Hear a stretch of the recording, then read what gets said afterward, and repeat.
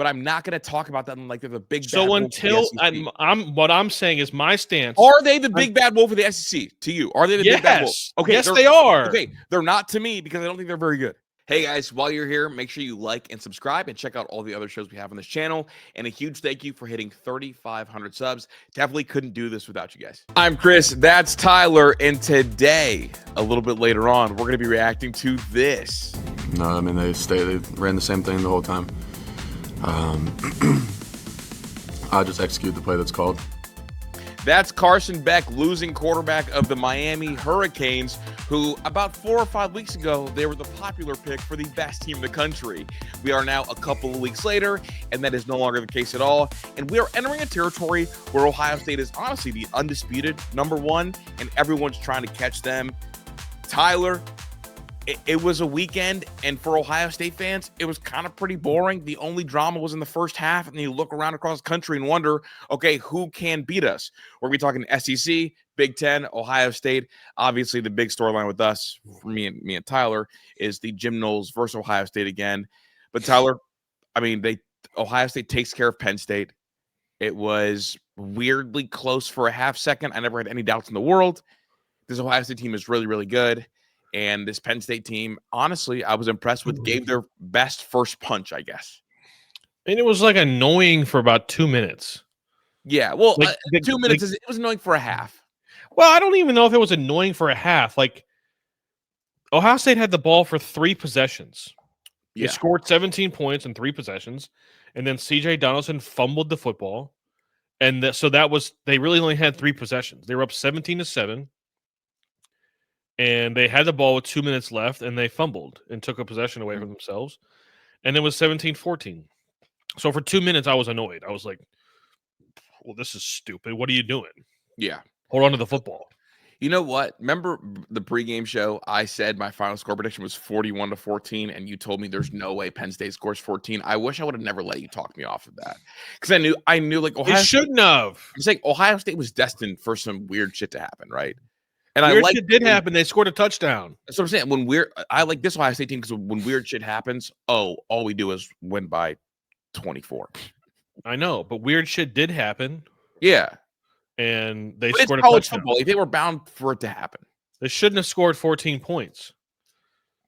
You know, okay. If C.J. Donaldson doesn't fumble, if Brian Hartline doesn't call a dive play on with 2 minutes to go in a half. Yeah.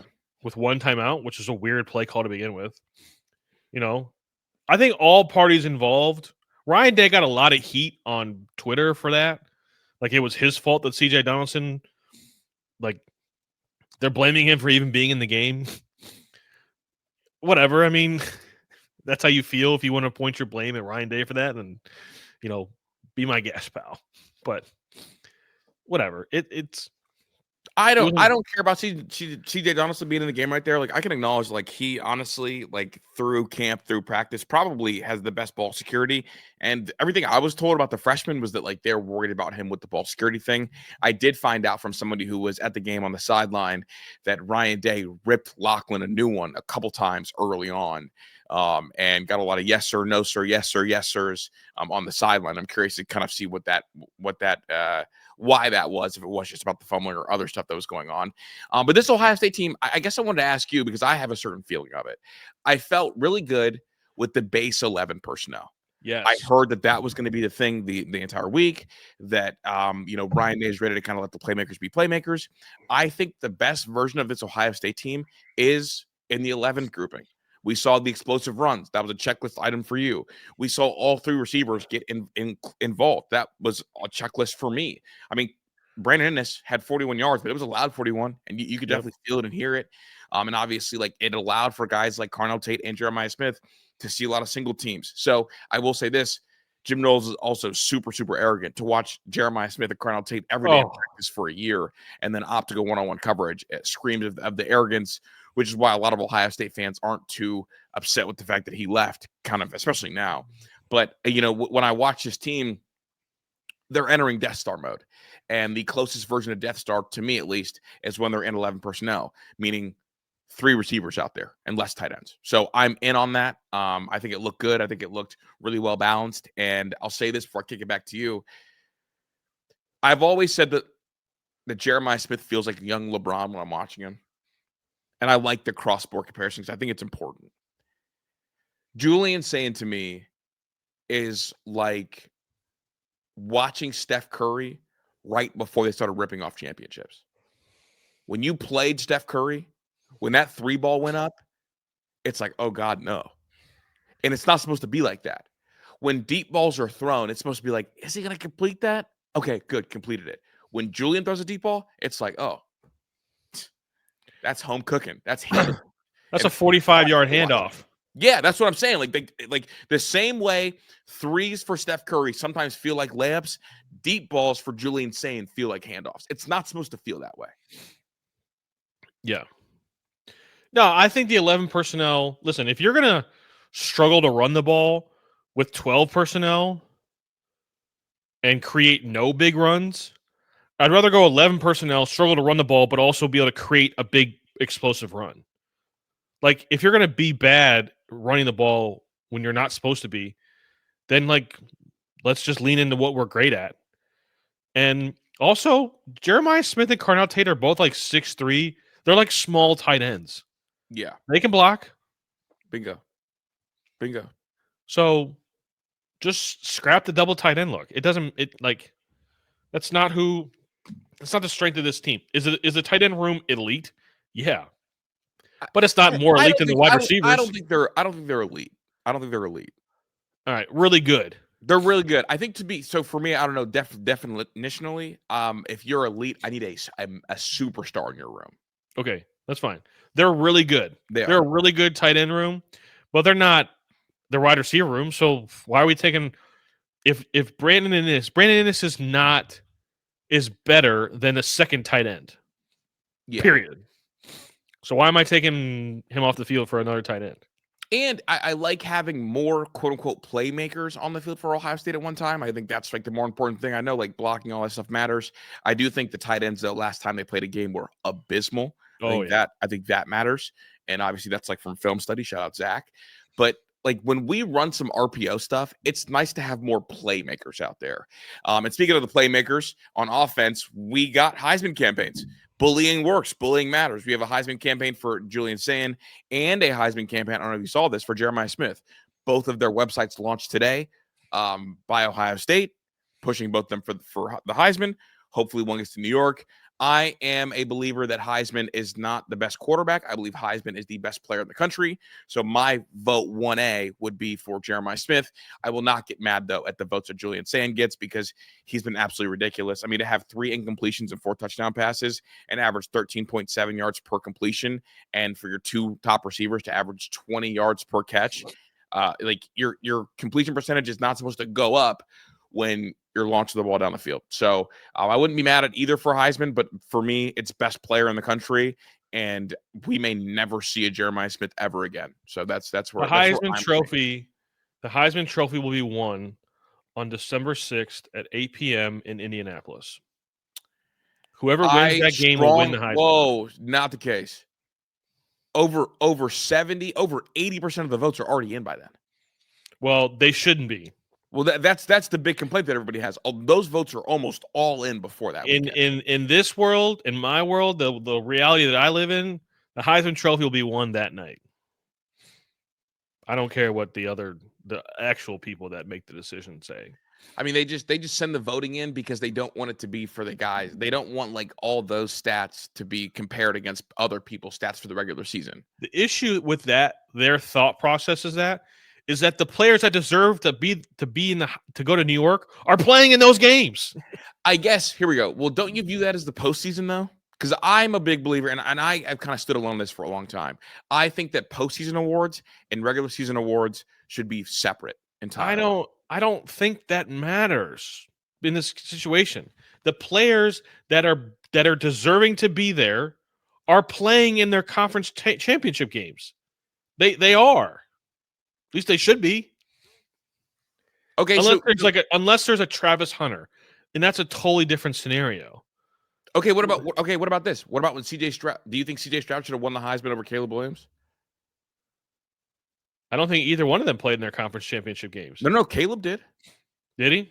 Yeah, and it's like I thought that CJ Stroud had a better year.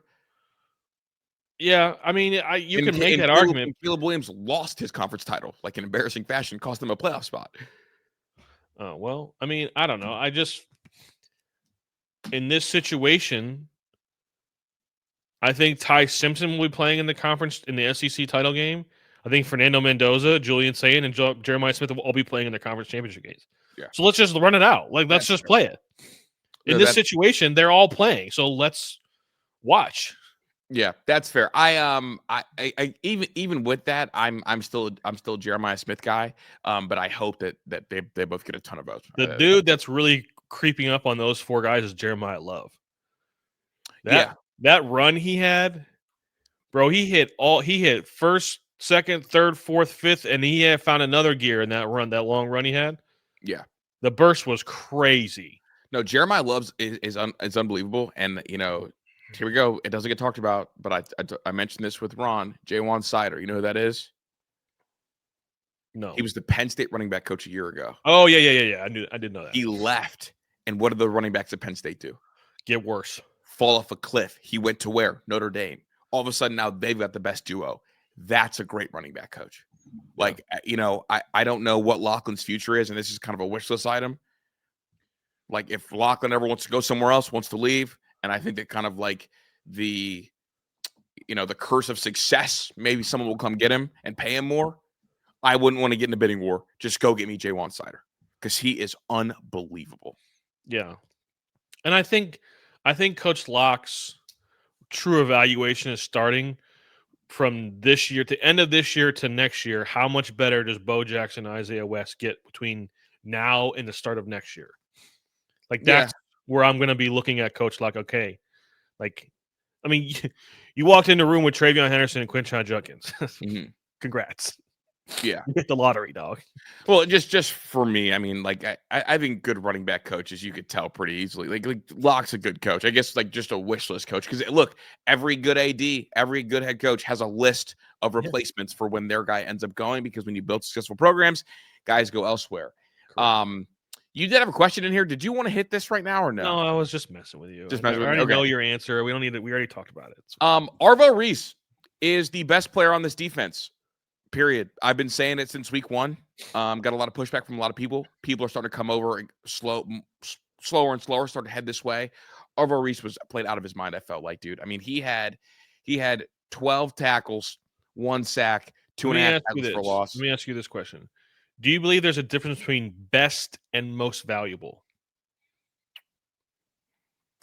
I know you're going with this, and the answer is yes. There is a difference. The other part of this is Arvell is the best and the most valuable on this defense. I just don't know what this defense looks like without Caleb Downs. I just wonder what his pre-snap abilities do as far as the value that he brings to the team. I don't know how to quantify it. I don't know. I'm just asking the question. I don't really have an opinion either way. I would just, bring it up for conversation's sake. There is a reason, Tyler, why safeties are not a premium position in the NFL. While they may be smart, that's cool, that's good. The guys who are the best and the guys that are the difference makers are the guys that are naturally closer to the ball. Sure. Football is about what? Getting the ball in the end zone. Who does that? The quarterback. Why? Touches the ball every play. Receivers, they touch the ball. When they touch the ball, it's good. What do we like? We like offensive tackles because they keep defensive ends away from the ball. So, like, naturally, you want guys that are around the ball. Those guys are the best and the most valuable. Sure. So, like, when people talk about the whole valuable thing, look, I think Caleb Downs is incredibly valuable. Positional value, I guess I wasn't really talking about positional value. I was talking more of like is Caleb Downs like as valuable as like a good catcher in baseball? Like that sort of value where it's like the document, like the stats that don't count, the things that aren't measured, those type of deals. Caleb Downs is a good, like if you would keep baseball, Caleb Downs is a good center fielder. That's what it is. And Arvell Reese and them, they're more like shortstops and catchers. All right. That's fine. Like I said, I don't really have an opinion either way. I was just curious of where you where you lie Caleb Downs' value. Yeah, no. I think he's valuable. I just think across all sports, like it falls. I know it sounds positionally, but it falls in the other category too. Like proximity to the ball is value. Yeah. Okay. So no, but I love Caleb Downs. I think Arvell Reese is exceptional. I wouldn't have been mad if they launched a Heisman campaign for him because what he does is unbelievable. And it's always a blast watching him. And again, like I think he is a top 5 defender I've watched at Ohio State since I started covering the sport. And I'm almost ready to say he's like top 3. And here's my top 5 if you want to know, like defenders at Ohio State since I've been covering the sport. Chase, Joey, Nick. Chase is the best. Chase is the best that I've seen. Malik Hooker and then Arvell Reese. Chase is the best that I've seen. And I'm trying to go back to my like 2002 when I first started like really watching every game. Got you. I just go back since I started covering it. I won't go back any further. You know, like you know, AJ Hawk was really good, but he wasn't this. Mike Doss and Caleb Downs are close. Caleb Downs is better than Mike Doss. He's just a better athlete than Mike Doss ever was. But like in that time period, Mike Doss was the guy. Yeah, I mean, James Laurinaitis is up there. He was really, really good too.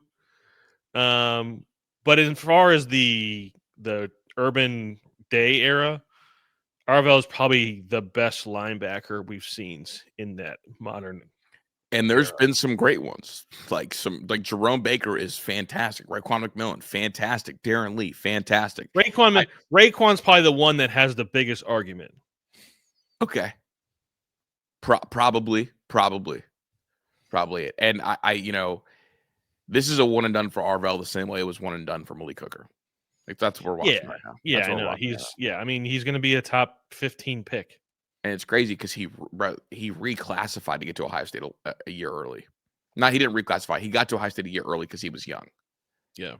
So just incredible. Yeah, I mean, if you're looking at the Tressel era, I would say Laurinaitis. In the Urban era, you would say Raekwon. And then this era, you would say Arvell. Okay, what about Shazier? Because that's the one that always gets thrown in there. Yeah, Shazier. Oh, I forgot about you. I did forget about you. So Shazier, does he fall in the Tressel era or the Urban era? He's Urban era. He's both. He played. Didn't he play his freshman year was 2011? So he technically played for Fickle? No. Are we sure about that? Well, so I just know his recruiting story. Maybe he did play for Fick. So he committed to Urban at Florida, and then Urban left. And so he committed to Ohio State. That's what I'm saying. I think his freshman year was with Fickle. Probably, actually. Okay, so then, man, Shazier is definitely better than Raekwon. Shazier was the fastest linebacker I've ever seen, period, end of story. This is an interesting conversation. I mean, I like Raekwon better than Shazier. I think Shazier was a more exciting watch. Probably. I just think that Shazier's like elite trait was better than Raekwon's elite. That speed was just something that Ohio State had never, ever, ever seen before. But like Raekwon had like unbelievable instincts to the point where you could not take him off the field as a true freshman on a national title team. No, he was playing over that went and beat the Avenger. No, I know. Alabama team. Man, you're splitting hairs, which is cool. It's cool to like think about like. But that's just the company that Arvell Reese is in. Yeah. I mean, we're talking about him with, and if you go back, you're talking about Chris Spielman and Andy Katzenmoyer. Like, yeah, we're talking about the greats. Like the greats. Arvell Reese is in the chat with the greatest linebacker, like the greatest silver bullets of all time. I mean, people are going to listen to this and call me crazy, probably you a little bit crazy, but look, I was never crazy. I was just early. I was never wrong. I was just early. I mean, the things that if Arvell Reese gets into an NFL system that is willing to be creative and move him around, like he's going to have such an electric NFL career. No. And you know what the crazy thing is? I don't even think he needs to be in a system that moves him around. I just wonder, like, are they gonna ask him? Like, the thing I don't want him to do is just be like, have them put his hand in the dirt and just be a pass rusher. Because I think he's like a legit linebacker. No, too. he's got Mike traits. Right. That's the only Mhm. thing I don't want him to happen is like they just like, okay, you're just gonna rush the passer. But if they do, welcome. I mean, close enough. Welcome back, Micah Parsons. Like, Yeah. I mean, he'll still be a 13 sack a year guy, which is like Sure. terrifying.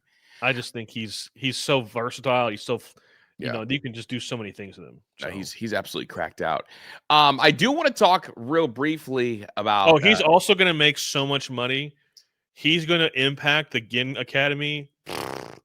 They're going to name something after. It's going to be some sort of Arvell Reese building. Dude, when I went to go see Teddy when he was a senior, it was right after Ohio State, I believe, missed out on Troy Bowles somewhere in there. Mm-hmm. And senior was talking to me, and he was like, like he had a lot of cuss words in there, but he said that I need to get familiar with Arvell before I look like an idiot. And he's glad that Ohio State missed out on everybody else so that they had to take Arvell because he was underrated, unbelievable, and going to be an NFL player. Now, there was a lot of like other words mixed in there. Sure. About some certain staffers that I don't want to talk about right now, but they got another one coming. Yeah, he's got another one. Arvell 2.0. Little sincere, and Sincere's not as big as Arvell, but he's going to be a freak show too. Fast. He's fast. No, he is, but I think they're both fast. That was the thing. Dude, Michigan struggled this weekend. Dude, I texted you, and I was like, I don't know who they are. I don't know. Are they good? Do they stink? Or is like what? Who are they? And I said back, they're Michigan. They're just Michigan talk. And it's so funny because, like, here we go. You and I have a podcast now, and we are supposed to answer the questions about who is Michigan. And today, Michigan is a good, not great team that, lives very, very close to the edge every single week. But that's kind of modern day college football, everyone except for Ohio State. Their offense is boring. Their quarterback is moved from young freshman territory to liability freshman throwing the football. They don't blow anybody out. And none of that's going to matter on November 29th because it's just a different kind of game. Like, if I evaluate Michigan right now and I say that, like, I think that they're not near the team Ohio State is, that can be true. And the other part that can be true is Michigan can still beat Ohio State late in the year. They looked abysmal against Purdue. I watched the entire game back 1.5 times. Bryce Underwood is a liability when he throws the football. He's just not very good. They paid $12 million, Tyler. Do you want to guess how many touchdown passes he has this year? Doesn't he have like 6? He's got 7 touchdown passes on the year. And I can't for the life of me understand why early on this year they were so insistent on not letting him run the ball. Now he's running the ball a lot more right now, averaging 6.3 yards per carry last game on 7 carries. So they're letting him kind of use his legs because they have to. But no touchdown passes, 1 interception, and no touchdown runs. And the pick that he had was a horrible, horrible pick. I'm looking at this team and I'm wondering, okay, like yes, they can beat Ohio State because that's like a different kind of conversation. But Big 10, Kris, doesn't want them in the playoffs because they might get done in real bad by a team that has a pulse on offense. I can't believe I'm about to do this because it makes me like sick. But isn't this who you pounded the table for Michigan to be after the Oklahoma loss? It is who I pounded the table for them to be, with exception of this. If you're going to do it, fully commit to it. I mean, they ran the ball 40 times. They did. But I'm saying, like in terms of fully committing to it, in the red zone, why are we throwing the ball on a rollout? Yeah, I can't say that I watched the game. Okay. Because I didn't think that it would be a game to watch. So I'm a little box score watching. I'm openly admitting to box score watching this one. I don't see when they threw it, how they threw it, when they decided to throw it. None of that. If I look at this box score, this is who Michigan has been for the last half decade. Right? Yeah, no. This is personality wise who I want them to be. They just don't do it as well as they did previously. That's the difference. So that you're saying the difference is that JJ McCarthy was better than Bryce Underwood at doing what Michigan needed them, the quarterback position, to do. Correct. The pick he had, that didn't end up resulting in any damage, but I believe it was play action. Tyler, he rolls left, makes a juke move, and then sidearms it like back across the field for a pick in the red zone.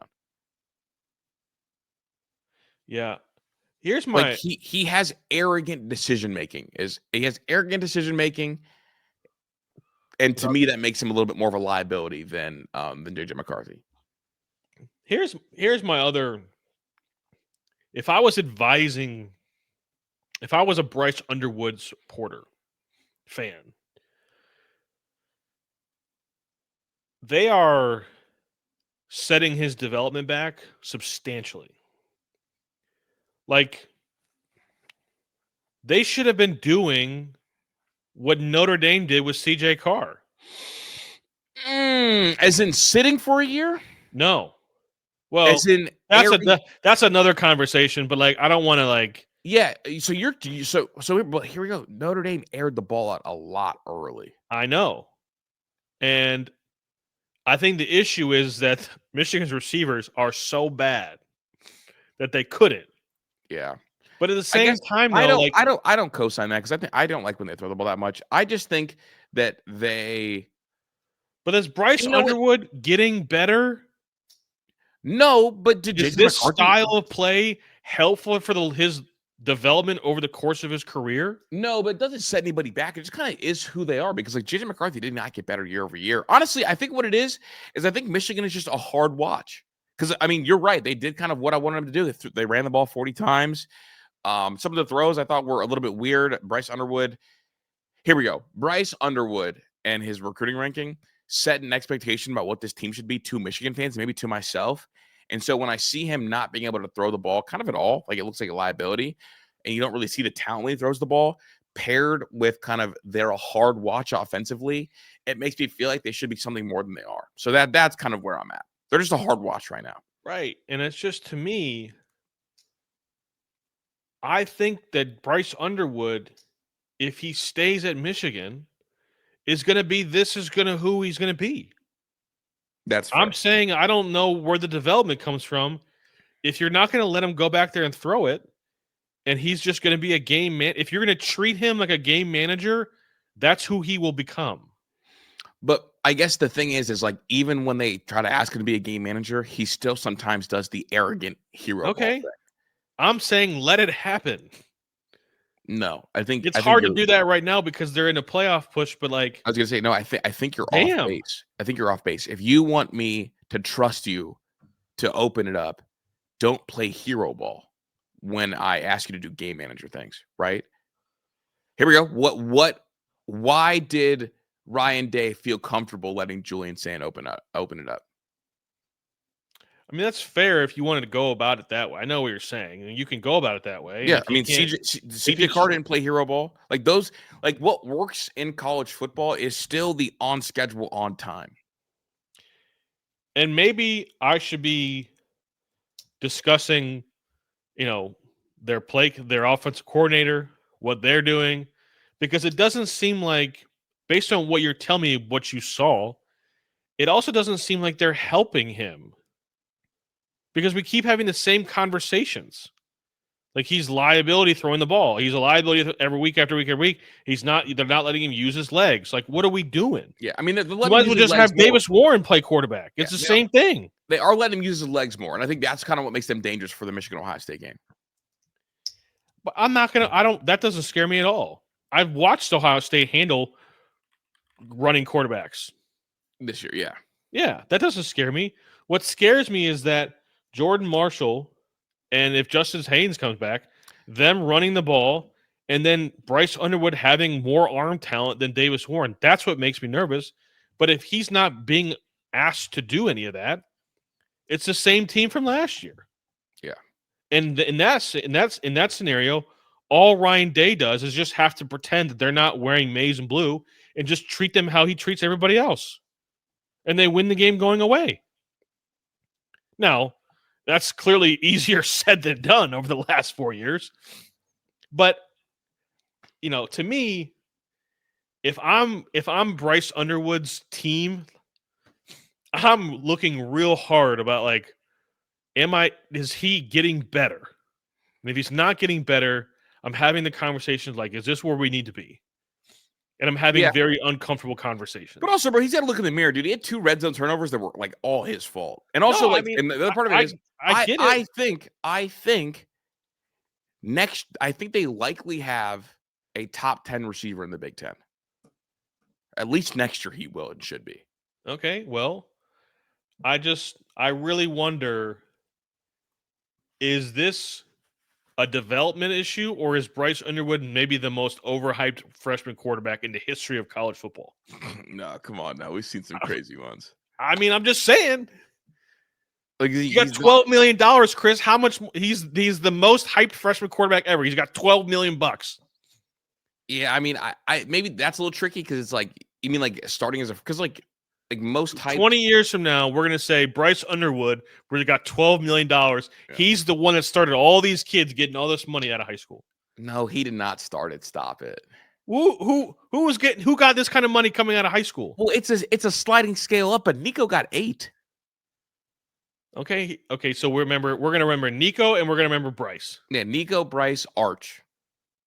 Well, Arch is different because he has the Manning name. That's a whole different thing. Like Raiola. Raiola doesn't have the name that Manning. No, I'm saying like with the other 2.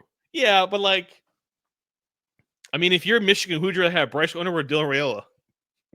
Probably Dylan Raiola. But both of us, I think both of us are gonna remember Bryce more because he did go to Michigan. I just, But I guess we could flip to Raiola. I don't know the USC Nebraska game. USC takes care of it, man. I did watch this game. This was fun. I like the Maeva kid a lot, man. I like him a lot. I think USC is right where they should be. I like USC kind of filling the void of old Penn State in the Big Ten with Penn State falling off a cliff. I think they're dangerous with Lincoln Riley. I did like the all-black Nebraskas were so tough. I could have the same conversation about Dylan Raiola and Matt Rule and their offensive scheme that we just had about Bryce Underwood. He looks similar to last year. Dylan Raiola, 17 points. Now, he did get a little banged up in this game. I will say that. Yeah. He definitely hurt his leg. He gutted it out. He played tough. I'll give him credit for that. I think Dylan's a better competitor than his recruiting fiasco led to believe. I think he's a tough kid. I actually think he's always fighting. He's always competing. He's not a front runner. He plays hard no matter what the score is. So that I will say I was surprised by that based on how his recruitment went. Yeah, he had ankle injury in the third quarter is when he left the game. Yeah. But both quarterbacks weren't really throwing the ball that well. And obviously that happens Big Ten play this time of year. But the thing about USC that I think more people need to talk about is how good their run game is. This is the first time in a little while where I've looked at the USC run game okay, they can really do it. The King Miller kid, 18 carries, 129 yards, and 7.2 yards per attempt. He was really good. And it wasn't like he ripped off one ridiculously long run and then the rest of it were little nickel and dimes. His long on the day, Tyler, was 16 yards. So to run for 129 and your long is 16 yards, that means you were just taking stabs at the opposing defense. This felt very mid-2000s Big Ten. It did. What this game felt like. This did. This was okay. Our quarterbacks can't really throw right now. And again, that happens this time of year in the Big Ten because they're, better defenses, a little interesting, but I like this USC team. I don't think they'll make the playoffs, but I think they're right where you would want them to be. They've got Northwestern, Iowa, Oregon, UCLA kind of remaining on the docket. But I think Lincoln Riley's done a good job, and I think Lincoln Riley's at the right spot. I think out of sight, out of mind for Lincoln Riley is right where he should be. Yeah, Nebraska's officially been eliminated, which sucks for the Big Ten. But USC has a chance. I mean, listen, Oregon has there's 4 teams competing for that 4th spot in the Big Ten. It's USC, it's Iowa, it's Michigan, and I guess I can throw now. Oregon's 3rd, but like they can also be mixed in with that. So there's 4 teams competing for like 2 spots. Oregon has a huge one coming up this weekend at Iowa, which if Iowa's not ranked in this AP poll, disgusting. And if they're not ranked in the top 25 by the playoff committee, disgusting. So that should be a top 25 matchup. The coaches poll has Iowa at 24 right now. The AP poll is not out yet. But if like Oregon has to play at Iowa and they have USC at home, do you think Oregon can win both? Will win both of those games? I think they will. should. I think they will. I think Oregon's really, really good. I think Oregon's a really, really good football team. I think they'll win both 100%. So that means essentially USC will be eliminated, Iowa will be eliminated, and then Michigan will have all that game against Ohio State is going to mean everything to Michigan. Yeah. No, it is. I mean, and honestly, and the crazy part is it's also going to mean everything to us. As it should. I mean, when it's all said and done, when we get to November 29th, there's a real life scenario where Michigan's ranked like 10th, 9th or 10th in the country. Do you think? Yeah. I mean, I guess, yeah, because you would think they will end up jumping USC if USC ends up losing to Oregon.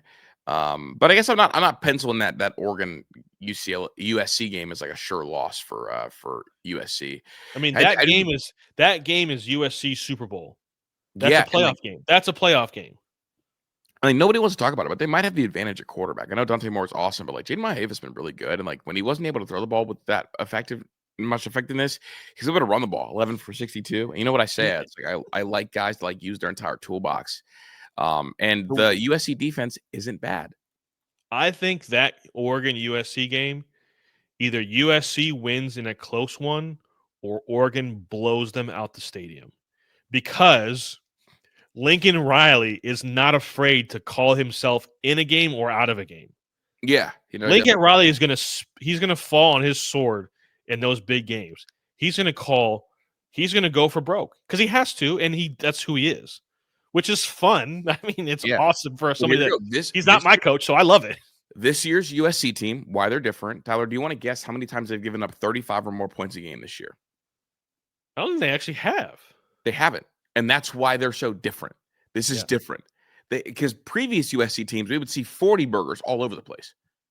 And then have to win these like 47 to 42s, these 51 to 47ers. They haven't given up 35 a single time this year, and they've got a good run game on top of it. So they are assimilating to the Big Ten, and that's good. That's good. The Big Ten. I think Big Ten Kris should want USC to beat Oregon. No. I think you should, because Oregon's going to get in. If they beat Iowa and they're 10-2, Oregon's still in. 10-2 Oregon gets in, and 10-2 USC gets in. They both get in. I would rather my big three rip through everybody else. I'll be honest with you, Kris. I don't think Oregon's ripping through anybody. I think you're wrong, and I think that the Brandonness is getting to you. I think Oregon would rip through Georgia. I don't think. Well, yeah, I don't. Well, I also think Georgia stinks. So that's a whole. I mean, you think they stink? You have them ranked like I think you're top 8. I know, but I believe in the win. I believe their win against Alabama is better, and I want to be somebody that rewards the wins. Yeah, no, that's fair. I also believe like you can only play who's on your schedule, and if you've got a bad loss, like so be it. But I guess like when we think about like. Okay, Oregon rips through Georgia, right? Yeah. Oregon rips through Ole Miss. I'm saying when I say rips through, I mean I don't think Oregon's a national title contender, like a real national title contender. I just don't think. Okay, then who is? Then who are the? So I think there's only 3, maybe 4, maybe 4. The issue with that is like there's going to be round 1 games. I think Oregon rips through the SEC. Yeah, Oregon wins, but like I think the 4 best teams are Ohio State, Indiana, Texas A&M, and then Alabama, if they play their best game, can Yeah. also be a national title contender. Alabama is likely the fourth best team. I think Oregon wins in a matchup against Georgia, against BYU. I just don't think they're a national title contender, a real national title Ole Miss. Well, Yeah, but I don't think any of those teams are national title contenders. So what am I talking about? But wait a second. For the sake of the playoffs, like you want your best Big 10 teams in so they can rip through the SEC because like it's not about who you think's a national title contender. I want if I don't think that they can win the national title, I want another Big 10 team in. That means one less SEC team in. I think more teams can win the national title than you think. I like. I'm happy to be proven otherwise. Actually, no, I'm not. I don't want to be proven otherwise because I want Ohio State to win. I think Oregon could beat A&M.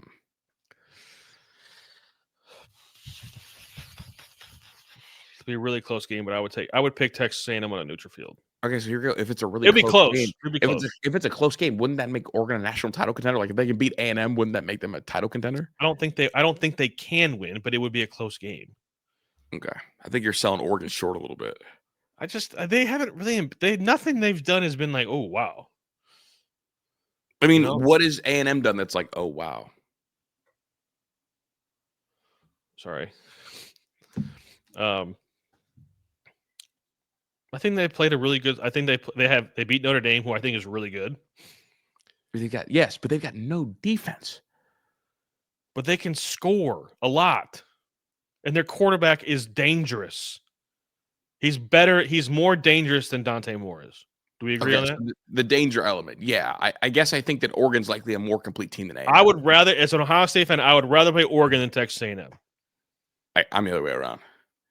Okay, I'd rather play A&M. I don't know. I don't think A&M's really good. I just don't think they're. I think Oregon, especially with the help on the way, is a more complete football team, and I think complete football teams matter. I mean, I think that we're like, Kris, do you like oranges? Do you like clementines? I don't know. What do you like? I think clementines. That's easy. Thanks. Florida scared Georgia.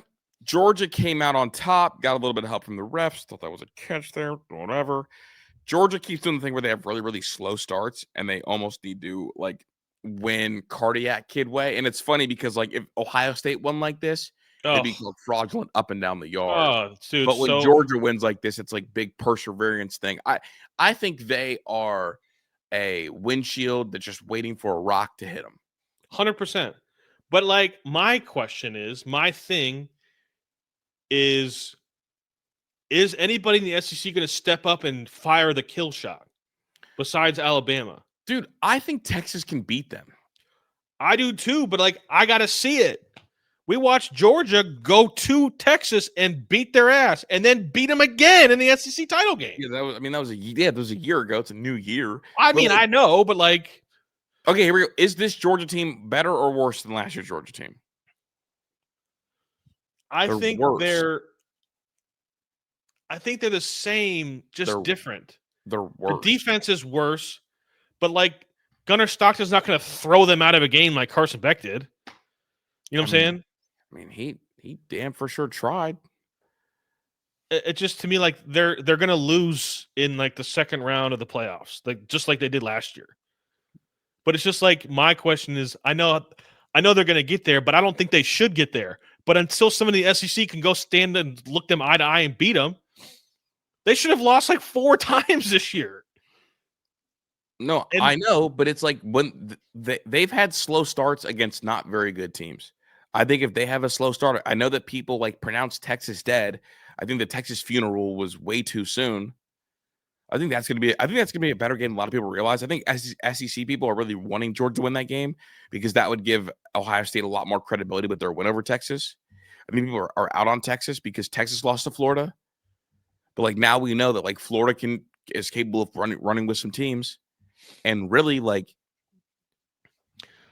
I really wish that was an elimination game, but it's not going to be. It's an elimination game for Texas, but it's not an elimination game for Georgia. I mean, Florida. I don't think Georgia's any good. I don't think that they're any good. I think Georgia is not as good as people think, and I think Texas is better than people think. Yeah, I mean it's like, do you think that the Texas funeral was way too soon? Because Texas beat Vandy. dominated Vandy for the most part. Made it interesting with some like weird foot off the gas, like late. See, I don't think that you and I buried Texas like other folks did. I was very apprehensive to think that they can do it though because their offense was so bad. But that you called it. The comeback, the Arch comeback, may have put this team in a whole different, put them in a whole different mindset. Yeah, because you're getting confident Arch again, and they're spinning that thing, and confident Arch equals confident Sark. And what do we always talk about? When NFL coordinators get it going, they're hyper dangerous. And I've got that Georgia-Texas game circled because, like, I'm now seeing Texas figure it out. Texas is like, they're like a train. They started off slow, takes them a while to get going, but, like, when Arch is dialed in, like, they can go do it. And their funeral was just way too soon. Too soon. Texas should be favored in that game. They have the better quarterback, and they have the better Georgia. Defense. I know, but the Texas should still be favored. Better defense, better quarterback. They have the better play caller. Now they don't have the better quarterback throughout the year. But no, I like Texas. So now when they go play that game, Texas will have the better quarterback, the better play caller, and the better defense. Yeah, I agree. But again, it's still you got to go beat Kirby Smart between the hedges with the SEC referees in his fucking pocket. Yeah, I guess the way you think Kirby's better than I think Kirby is, because I don't think that it's like I don't view Kirby as like this big bad wolf this year.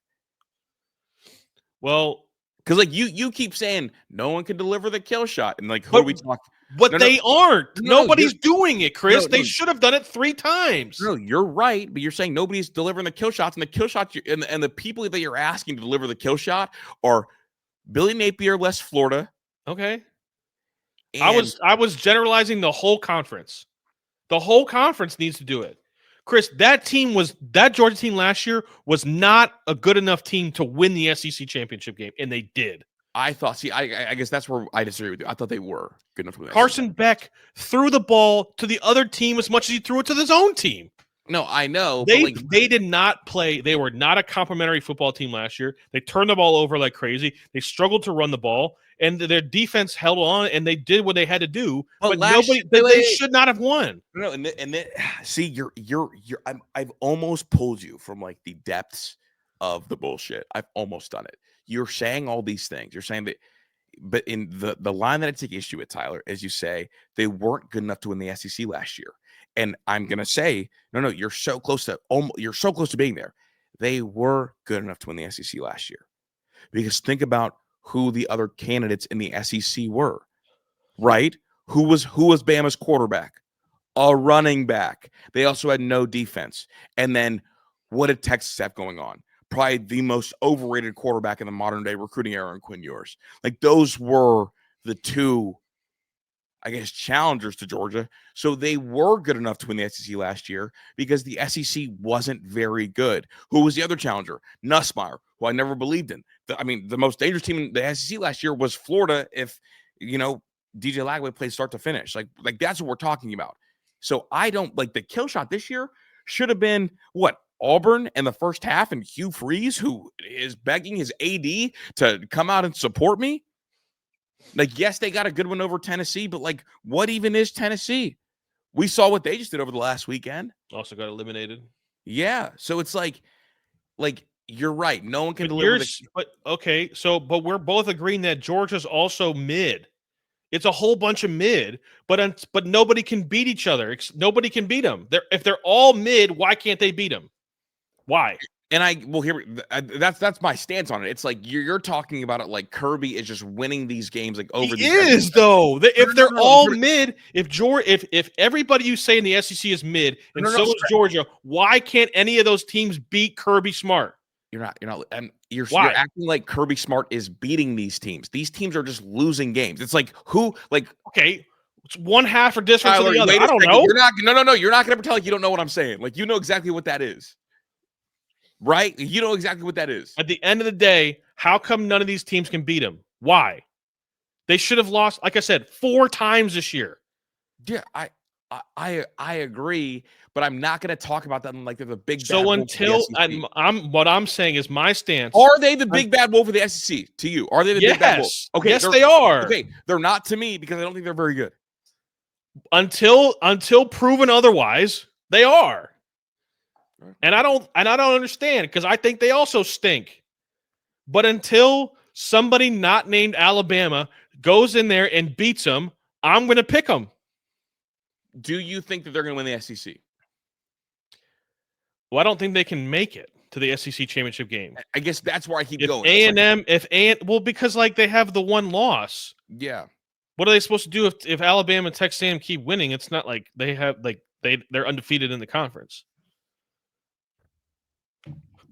No, I guess they're making the playoff, Chris. They're going to go to the playoff. They're going to win the first round. They're going to play, and they're going to lose in the second round. I know, but I keep trying to say they're not the big bad wolf of the SEC to me because they're not going to play for the title. Well, when Sark and Arch fuck it up and lose, and then you see Georgia that is 11-1 and only missed out on the SEC title game because they had the one loss that was in conference, and Alabama didn't. Yeah, well, and like even if Bama's loss was in conference, they would still get the nod. Well, yeah, they had the tiebreaker, but it's just like I'm watch it happen. Watch it happen. Yeah, Sark and Arch will be they'll be 3.5-point favorites and they'll fucking lose. Yeah, I guess like you're talking about the kill shot, which I understand. I'm more talking about like they're not like the team to beat in the SEC, and I feel like you're talking about them like they are the team to beat in the SEC, and that's where I guess I'm confused. Because they're not my team to beat in the SEC. And you want to know why I think that? Is because a year from today, we'll be having the same damn conversation. The same one. About Georgia? Yes. I guess they're not the team to beat He's doing more with less. And it's his fault that they are in this situation because he can't evaluate the quarterback position. They're definitely not doing more with less. They're doing less with more. What do you mean? They recruit better than A&M. Gunnar Stockton is ass. He can't find a quarterback. He can't find receivers, and they can't run the ball.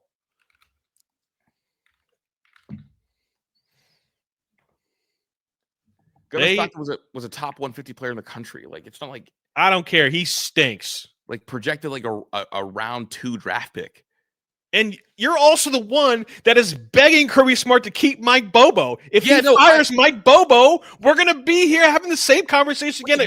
Kirby's back.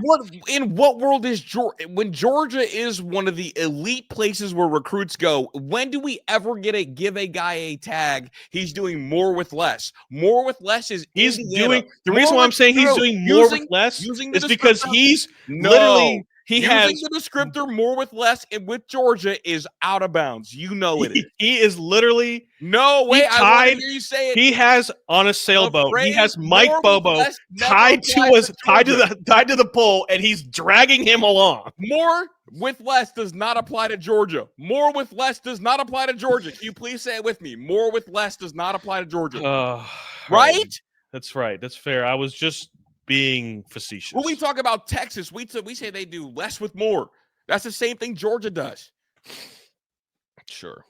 The more with less teams are Ole Miss, Indiana, but Vandy. Mark it down now. We'll have the same conversation a year from now about Georgia because they'll be doing the same shit again next year.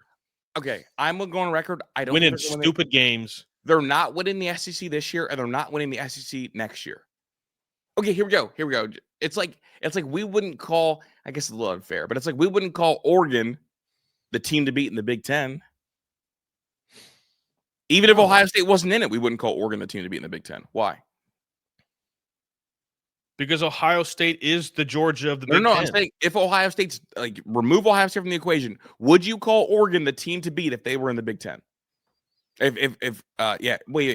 Would you call Oregon the team to beat if Ohio State was not in the Big 10 this year?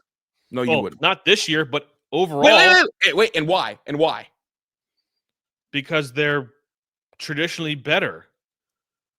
So you wouldn't call Oregon the team to beat in the Big 10 if Ohio State wasn't in the Big 10, right?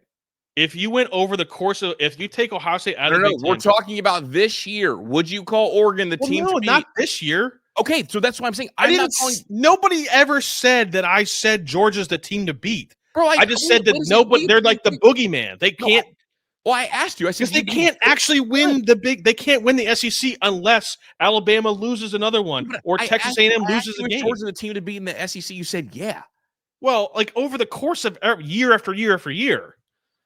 When we go to the beginning of next season, it's going to be like, well, Georgia's still the team to beat because, they've only lost, 2 conference games in the last 2 years, 3 years? Yeah, I guess I don't view them as the team to beat because, Bama's my team to beat. I want Texas to beat Georgia, just so we're clear. Yeah. But there's a part of me that thinks that they won't because nobody can just kill this team. That's a fair point. They don't move me like that. We need to move on. My last point on this. My biggest issue is that you talk about Georgia like this, but you don't talk about Oregon like this. And I think it's like your SEC ingrainism. It's not ingrainism. I don't think Dante Moore is very good. I don't like Dan Lanning like you like Dan Lanning either. Okay, I'm saying also that's a big thing. Is I don't think Dan Lanning is up to Kirby Smart's stand. I would not. If you ask me right now, I would rather have Kirby Smart than Dan Lanning. That's for the next. All right, that's probably fair. Who do you think holds their staff to a higher standard? Kirby Smart. Except for he can't. It's such a weird. It's such a weird. That's what I'm saying. It's like the things. But Tyler, here's my point. The things you say about Oregon match up with Georgia, but then you put Georgia on a different pedestal. That's my big complaint. Because who's got a better OC? Oh, it's not even close. Who's got a better DC? Also not close. Is it? Who's got a better quarterback? Who's got better skill guys? I would still rather have Kirby Smart than Dan Lanning. I would rather have Dan Lanning over Kirby Smart if Kirby Smart came with Mike Bobo. And that's what he comes with right now. Yeah. Does he not?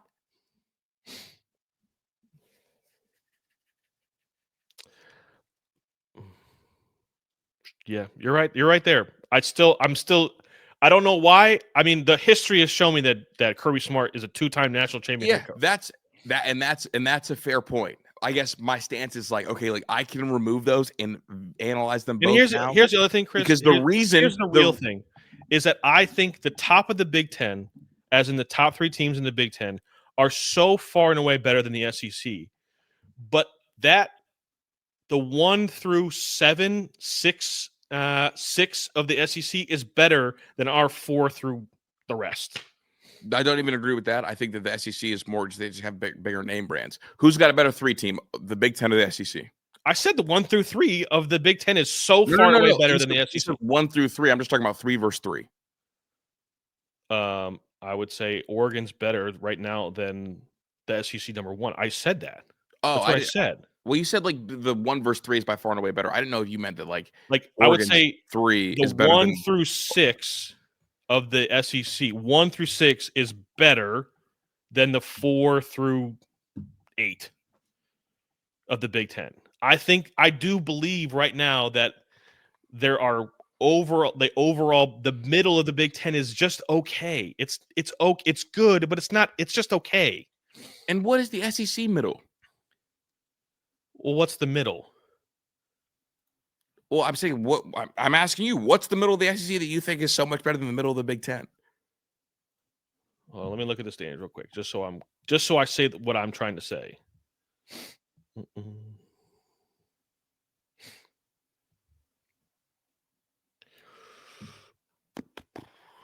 Oh, give me the standings.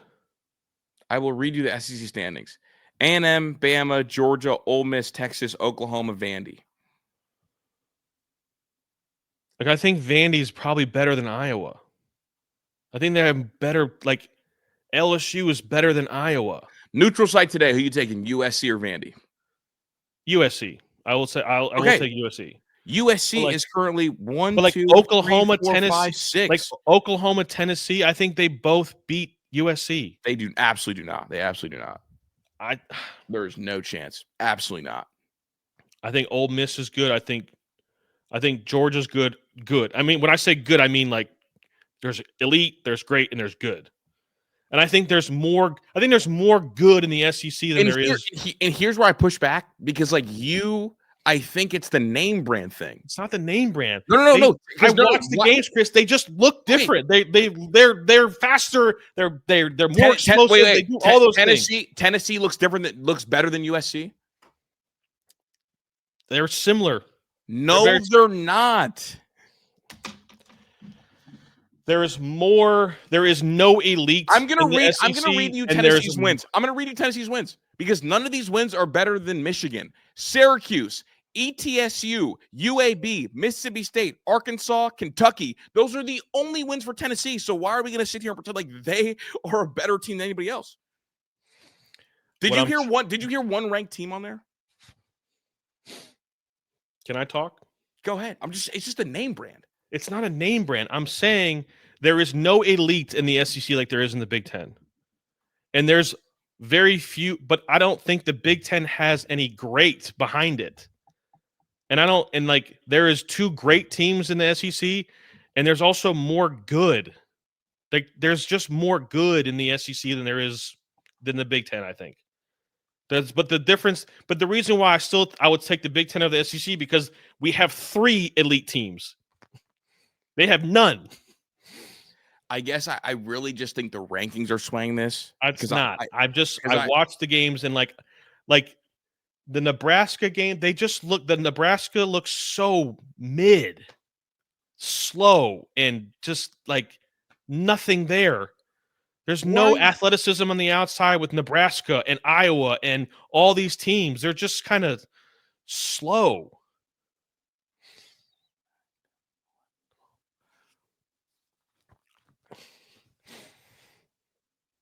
It's just been okay. You referenced Nebraska.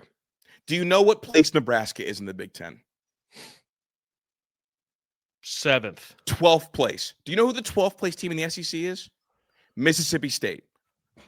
Okay, I'm not gonna go based off of this. No, I'm just saying, like you just compared Nebraska to the other schools that are in that. So Nebraska's 6-3. And they're in 12th 6-3, but they are in 12th. You can play this. Well, who have they beat? Who have they beat? Nebraska. Their best win is Cincinnati. Yes, and they're the 12th, a good Cincy team, and they're the 12th ranked team in the Big Ten. The 12th ranked team in the SEC is Mississippi State. I don't know what to tell you, man. Just the way it looks to me. There's just a lot of if you ask me today.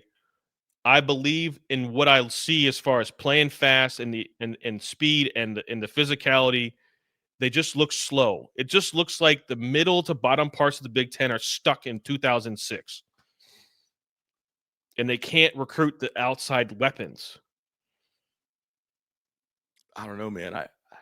I don't think I just don't think it's accurate. Like knowing who these receivers are. Like, do you think Illinois is better than Vandy?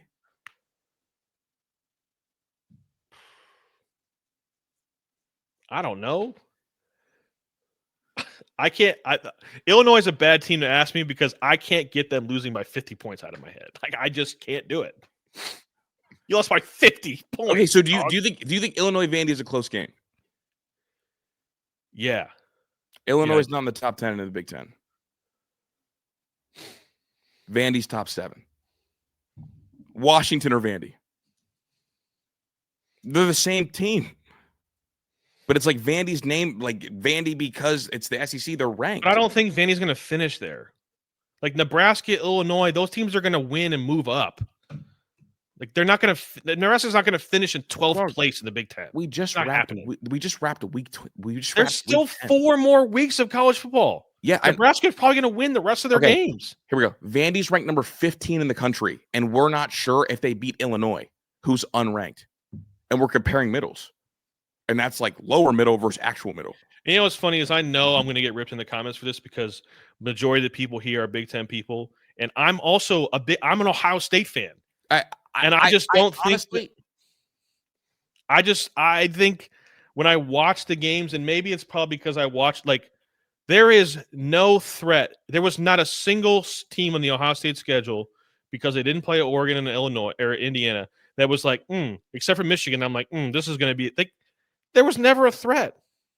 Never. The same. Not even a team that made me think this might be a game for a little bit. We thought Texas would be a really good game. No, I'm talking about in the Big Ten schedule. Oh.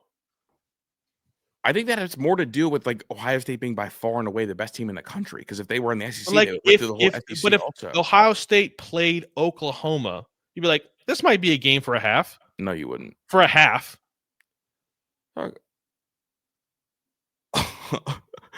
If they played Ole Miss, I'd be like, this might be an interesting game. Wouldn't you say the same thing if they played USC then? No, because I don't believe in Lincoln Riley. It'd be so. This is and Ryan this is Day. where, Ryan Day and Lincoln Riley is This chess is- and checkers. This is crazy bias then, because it's like what? Like It's why not- do you? I'm not SEC biased. I think No, the Big I Ten is think- better. I think do, it- but I I'm just think not it's pounding the ingrained. table like you do for fucking Nebraska and Iowa. Like I'm not doing it's not that. even me pounding. No, you're the one that brought up Nebraska. I just brought up where they are in standings. Like compared And to the SEC. Illinois, like they're just regular. They're all regular. That's what it is. Brother, we literally got on here and said that Illinois and Ohio State would be a game for a half. And then you're saying that you don't feel that way about any other team. It's like, what do you mean?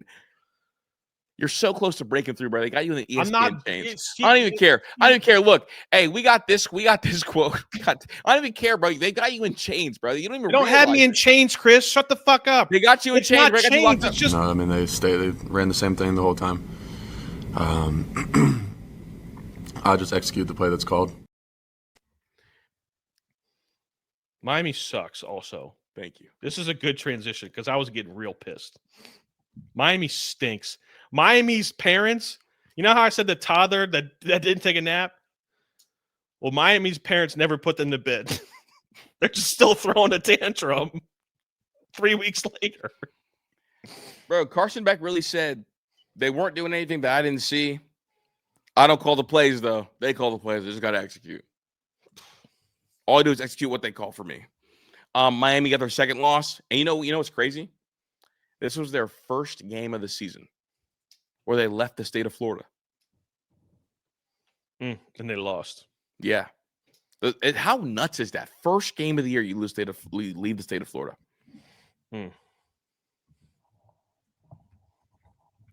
Dude, Mario Cristobal is the Cuban James Franklin. Yeah, bro. It's bad, dude. When I told Zach that like everybody's just James Franklin in a different font, he like pushed back a little bit until I explained it. Yeah. Like Mario Cristobal's version of him. Lane Kiffin is him, just he gets girls. You know, Steve Sarkisian is a version of him with the widow's peak. Like everybody's just a version of him. Yeah, I can't. I'm disappointed in myself for like thinking that Miami was going to be different. Yeah. And I think I did because the trench play that they have. I mean, they have really good trench play. Like they've got They that do. 100%. And it's just like I thought that would be able to carry them through the ACC. Like Carson Beck, just don't like completely drive off the road. Well, and he Like, didn't even. I knew Carson Beck was gonna like, you know how you drive on the highway and you like move over and you hit the bumps. Yeah, it's like, all right, just do that and make that as bad as it gets, and you'll walk through the ACC. But I guess like when I watched this game, like I was surprised that like Kevin Jennings was able to take over the game. Like that's kind of what threw me for a loop a little bit. Going for 365 against this team surprised me. Because like I thought all their losses would look the same, and this one didn't look the same. And this one made it look like okay, they were actually overrated because this wasn't Carson Beck was bad, yeah, but this wasn't just on Carson Beck. Miami is just an unserious program, man. Mm-hmm. It's just the most unserious shit I ever seen. Like, why can't like you are so far like talent gap between Miami and every other team in that conference is like miles apart. Yeah. And they can't do it.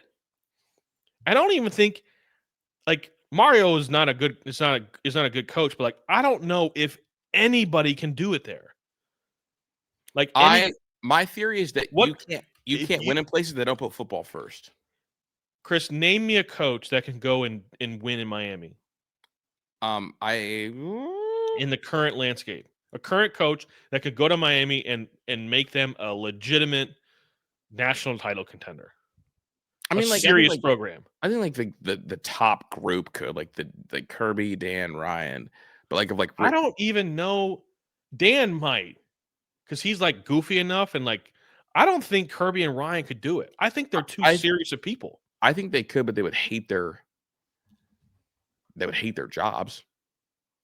I don't think places that don't take football. Here we go. I believe, and I've said this before. I don't know if I said this to you. I think Miami's the third best job in the state of Florida.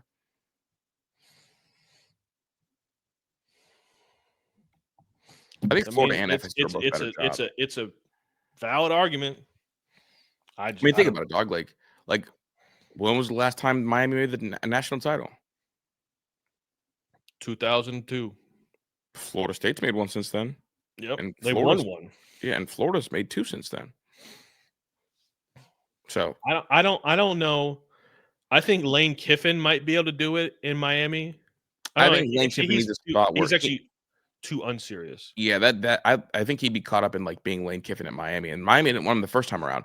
Dan Lanning would be a great. I think Dan Lanning could do it. I think coaches could win there. I don't think anybody's a fit there the way Mario is. Now you tweeted that they're eliminated from the playoffs. Do you think they're officially eliminated? I don't think they can make the ACC title game. So the third or fourth place team in the ACC is not making the playoff. Yeah, no chance. Also in the ACC, we had Georgia Tech lose yesterday. Yeah, that hurt. I hurt for you. I hurt for you. I saw it coming, man. I knew it was coming. I told you a while ago it was coming. Just didn't know when. But Haynes King can't keep playing like that. But for him, I feel bad for him because you know what he did total yards wise? 300 passing yards, 100 rushing yards. Damn. Defense got to be better. And then there's rumor that Brent Key is going to be interviewing for the Penn State job. So I'll get sourced up on that for later this week. I don't do Virginia, Louisville, Georgia Tech. Like it's just a clusterfuck. And Clemson also lost. Water's wet. It's just awesome when they lose, bro. It is. It's really awesome when they lose. But anything else you want to hit before we get out of here? I feel like we argued for like 30 minutes. Yeah, we did. That's like our morning phone calls. Me and Tyler be going at it. Yeah, the Big 12 and the Big 12 and the ACC. Like, I have no clue. I don't know. I mean, the Big 12 was a little more clear because, like, I think BYU is going to walk to the. Well, Texas Tech, BYU is like that game is kind of whoever wins that game is going to the Big 12 title game. Yeah, and so it's like, okay, who's going to be the other team? I mean, I think the winner of that game. Actually, I think if Texas Tech beats BYU and some other things happen, they can play again in the Big 12 title game. And I think Texas Tech and BYU are good. I mean, they both beat Utah, and I think Utah's a good football team. Yeah, man. Utah put it on my Bearcats. I told you it was coming, bro. I had to ride with my pick, dog. That's all it was. I was riding with my pick. It was more of the strength of belief, not the strength of like actual belief. Yeah, there was no logic. There was zero logic involved. I mean, you tried to paint logic. You were talking about, they have the better quarterback. Yeah. Quarterback don't matter when there's someone in the backfield every play. Sometimes you got to pick with your heart. And then we didn't even talk about Oklahoma beating Tennessee, but I don't even care. Tennessee, see you next year. Sayonara. And then Oklahoma's going to get eliminated next week. You know who they got? Don't they have Bama? No. They're at Bama. Oh, they're at Bama? Mm-hmm. John Mateer, see you later, buddy. Oh, that's November 15th, so they got a bye week before that. Either way, whatever it is, smell you. Smell you later. But anyway, this was loaded, dude. Good shit today. I'm Kris. That's Tyler. Peace.